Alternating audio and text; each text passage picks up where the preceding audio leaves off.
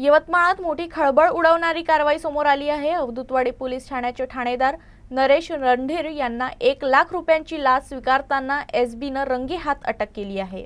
यवतमाळ शहरातील अवधूतवाडी पोलीस ठाण्याचे पोलीस निरीक्षक नरेश रणधीर यांना लाचलुचपत प्रतिबंधक विभागानं रंगेहात अटक केली आहे। उसने दिलेले 10 लाख रुपये परत मिळवून देण्यासाठी रणधीर यांनी तक्रारदाराकडे लाचेची मागणी केल्याचा आरोप आहे। तक्रारदारानं 10 डिसेंबरला अवधूतवाडी पोलीस ठाण्यात तक्रार दाखल केली होती। या प्रकरणात मदत करण्याच्या मोबदल्यात सुरुवातीला 5 लाख रुपयांची मागणी करण्यात आली। त्यानंतर तडजोडी अंती 3 लाख रुपये स्वीकारण्यात ठरले। 12 डिसेंबरला अवधूतवाडी पोलीस ठाण्यातील आपल्या दलनातच लाचेचा पहिला हप्ता म्हणून 1 लाख रुपये स्वीकारताना अमरावती एसबीच्या पथकानं सापळा रचून रणधीर यांना ताब्यात घेतलं। त्यांच्या विरोधात अवधूतवाडी पोलीस ठाण्यातच गुन्हा दाखल करण्याची प्रक्रिया सुरू आहे। ही कारवाई अमरावती परिक्षेत्राचे पोलीस अधीक्षक बापू भांगर, अपर पोलीस अधीक्षक सचिंद्र शिंदे आणि उप अधीक्षक सुनील किंगणे यांच्या मार्गदर्शनाखाली करण्यात आली। दरम्यान कोणत्याही शासकीय कामासाठी लाचेची मागणी झाल्यास नागरिकांनी तात्काळ एसबीच्या टोल फ्री क्रमांकावर संपर्क साधावा असेही आवाहन करण्यात आले आहे।